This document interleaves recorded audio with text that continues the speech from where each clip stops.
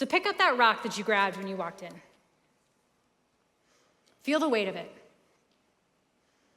It might feel heavy in your hand. And now think, what does this rock represent for you? Maybe it's the rock of condemnation, bitterness, or shame. Maybe it's the rock of frustration, misunderstandings, or unforgiveness. Or is it the rock of judgment for others or from them? Perhaps it's the rock of being right and attempting to prove your worth and your value so that you can earn people's acceptance. Or is it the rock of resentment that you've just been carrying around for way too long? And even as you're sitting here, you can feel the bitterness and the anger rising in you. And then you hear Jesus say, "Let the one without sin cast the first stone." Suddenly that weight in your hand feels different, doesn't it? And the whole scene shifts. Because now the question isn't what should we do with her, it's what do I do with me? What will I do with my own heart? And this question changes everything. Because now it's no longer about someone else, it's about us. And what can we do? And then one by one, the rocks drop. And the people walk away. Until it's just Jesus. And he looks at this woman. And he doesn't excuse her sin. And he will expose hypocrisy.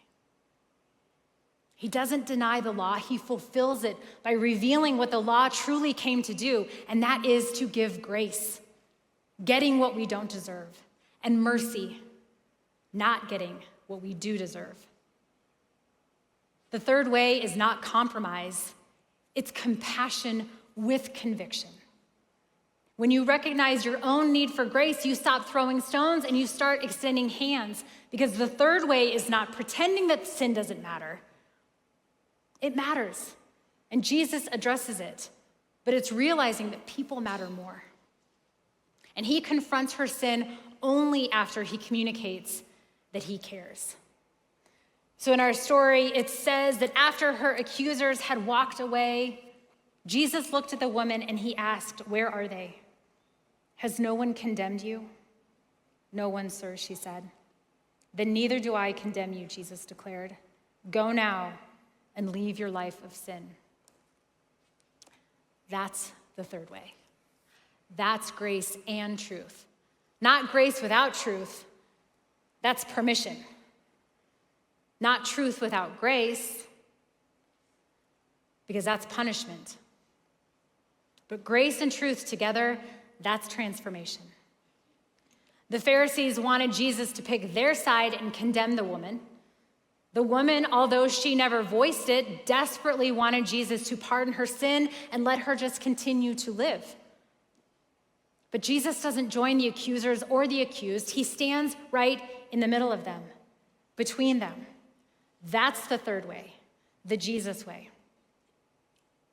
So a few years ago, I was at a retreat in Montana, and I was sitting by a river in February, as you do when you're there, and I had picked up a rock that I was just kind of holding in my hand, and I was watching the river flow by me. But what I hadn't realized is that I had actually picked up multiple rocks, and I was physically squeezing them so hard in my hand that their jagged edges were leaving marks and breaking my skin. And each rock represented something heavy that I was holding onto. And instead of releasing that weight, I just kept accumulating more and more until I couldn't hold anything else. So grab your rock again and ask yourself, how many rocks am I actually trying to hold on to? What are they? Are they rocks of anger and bitterness and unforgiveness and frustration and condemnation and shame? Maybe for you, you've been holding onto these rocks for so long now that they're not even rocks anymore, but they're boulders that are weighing you down and holding you back. And while it seems like it would be best to just throw these at someone to relieve that pressure and that pain, The reality is that you just need to let them go. But how? Where do we go from here? How do we drop our rocks and find the third way? To be honest, I actually had to sit on this for a while because it's hard. It seems like we are hardwired for this binary thinking. And so it will take practice to recognize that it doesn't have to be black and white, this way or that way. It takes time to learn a new way, the third way. But here's what I think that we can do to start opening our hearts and our minds to that third way. The first thing we need to do is we need to lean in. We need to lean in with Jesus, and we need to lean in with other people. This means we're spending time with people that aren't like us. They have thoughts that don't align with our own, and they do life differently than we do. It doesn't mean that we are influenced in a negative way by them, but we're choosing to get close to someone who's not exactly like we are. Who is this for you? Who do you need to lean into? Is it that crazy mom at school pickup that you avoid because she's constantly running her mouth? Or the friend at school or that coworker that you can't stand because you know where they stand on every single issue all the time because that's all they talk about? And as we head into the holiday season, who's that family member with the strong opinions that dominates the conversation around the table every single time? What would happen if you just took a step towards them and invited them to coffee or to lunch? I'll admit, dinner feels a little ambitious as we're getting started here, so, take it slow, but take a step. Lean in and get a little closer. If you feel uncomfortable right now, good. Me too. Doing something different will feel uncomfortable in the beginning, but stay with me. What step do you need to take to lean in this week? Because the second thing that we need to do is listen to understand. Now, this might be difficult for some of us because isn't it so much easier just to assume that we already know instead of take the time to listen? Oftentimes, especially when we're passionate about something, we forget how to listen because we're so busy formulating our response and our argument. We are more interested in the debate rather than the discussion. But the thing is that we don't need to win arguments. We need to win people. I'll say that again.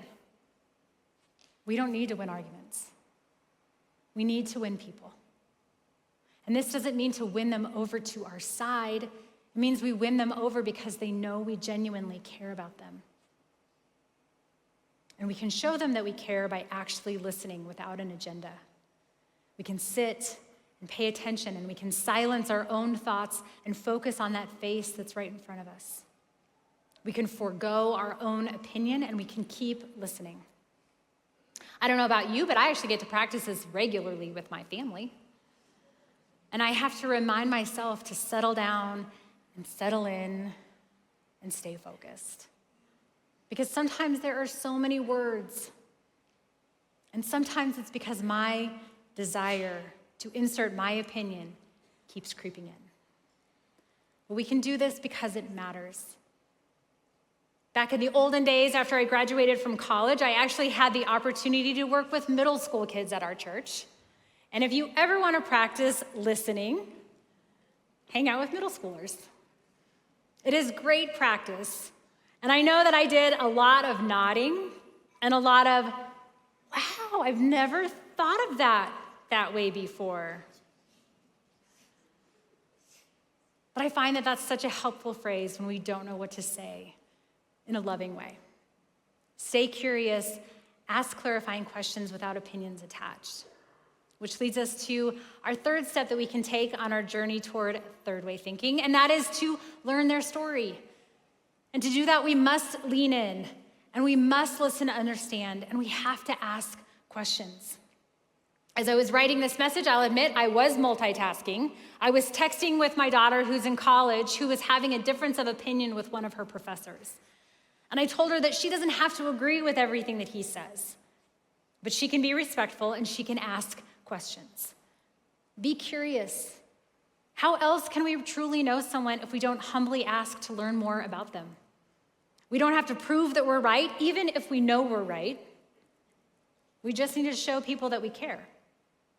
Maybe you've heard it said that people don't care how much you know unless they know how much you care.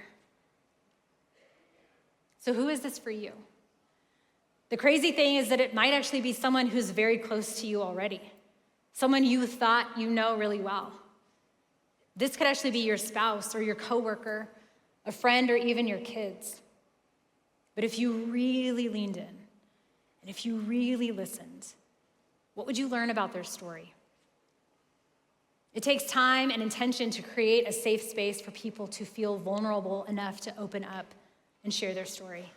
But it's so rewarding to hear about the life that you never knew that they had lived that is tucked in just beneath the surface. It's true that people are like onions, and there are so many layers to keep peeling away.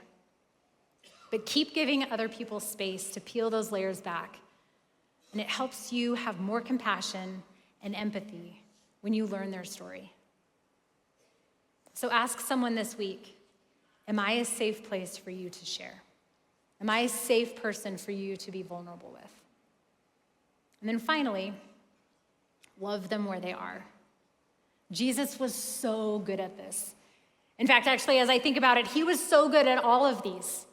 He spent time with people who were not like him and who no other teacher or rabbi of the time would have. He listened to them, he asked them questions, and he loved them right where they were, which I might argue might be the most difficult for most of us, to genuinely love someone who is not like us, no matter what our personal convictions are. Jesus never said, figure out your life and then follow me. He did say, come to me, all who are weary and burdened, and I will give you rest. Jesus didn't throw stones. He showed us how to lay them down.